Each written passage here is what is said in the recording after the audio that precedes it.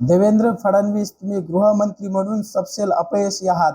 ज्या चिमुरडीवरती अत्याचार झाला, ज्या चिमुरडीवरती बलात्कार झाला, त्या 65 वर्षाच्या नराधमानी त्या चिमुरडीवरती बलात्कार केला आणि त्या चिमुरडीला न्याय मिळण्यासाठी जनता रस्त्यावरती उतरली, तर त्या जनतेवरती तुमच्या पोलीस खात्यांनी त्या जनतेवरती लाठी चार्ज केला, त्या जनतेवरती लाठी हल्ला केला।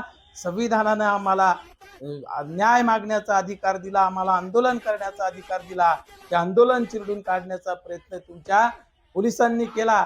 अरे, ज्यावेळेस तुमचे नेते, तुमचे मंत्री, तुमच्या मंत्र्यामुळे, तुमच्या नेत्यामुळे 5-5, 6-6 तास ट्रॅफिक जाम होते, त्यावेळेस आमच्या जनतेला त्रास होतो, त्यावेळेस तुमची सतर्कता कुठं जाते?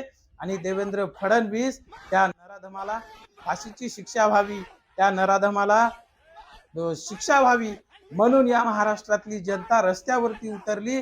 त्या मुलीला न्याय मिळावा, त्या मुलीच्या आई वडिलांना न्याय मिळावा म्हणून, त्या चिमुरडीला न्याय मिळावा म्हणून ही जनता रस्त्यावरती उतरली।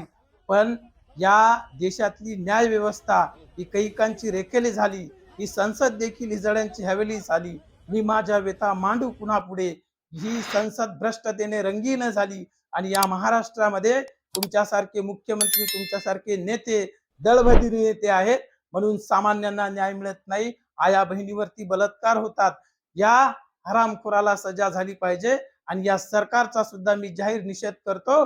जय जिजाऊ, जय शिवराय, धन्यवाद।